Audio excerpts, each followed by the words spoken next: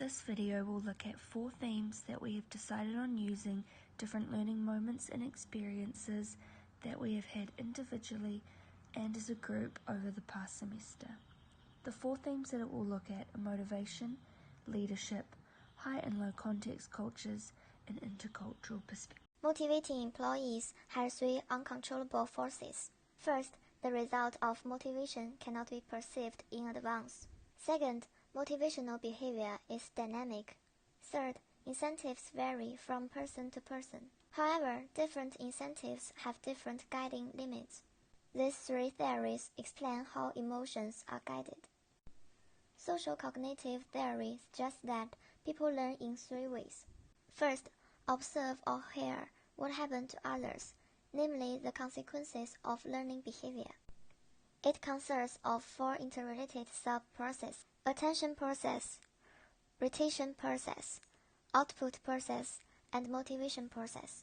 Second, social learning through behavioral models. Environment, behavior, and human beings cause and affect each other. Third, self-regulation to set goals and work towards them. People with a strong sense of self-efficacy can be interested in new problems and solve them, and why whether the people have strong motivation is important. For example, when people are at work, companies always prefer the people who have high efficiency, strong sense of time, specific goals, positive emotions. These kind of people are usually easy to be created high motivation.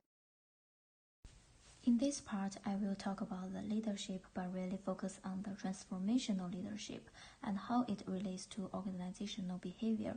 A unique transformational leadership can also lead the team to achieve a greater result. Through this information, we can get a deeper understanding of the transformational leadership. Behavior organization can help transformational leadership to assign various tasks according to the personality of employees.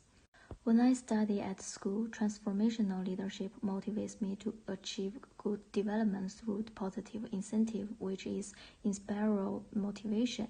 Individual consideration can also focus on everyone's achievements through the leadership's understanding.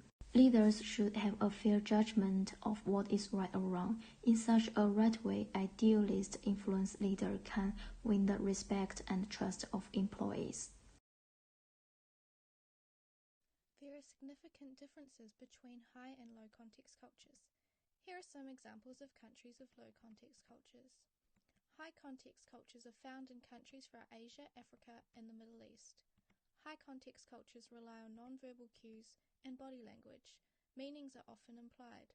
Low context cultures use simple, explicit, and precise communication. There are also differences in time orientation. In high context cultures, time is flexible, not restricted by schedules. A learning moment came from observing my Filipino mum, always being late but finding it acceptable. In low context cultures, time must be organized and scheduled. Māori is an example of a high context culture. They often use gestures to communicate. Manaakitanga is a Māori value which means respect, generosity, and caring for others. The hongi is a gesture that embraces manaakitanga. A learning moment came from the webinar on intercultural values.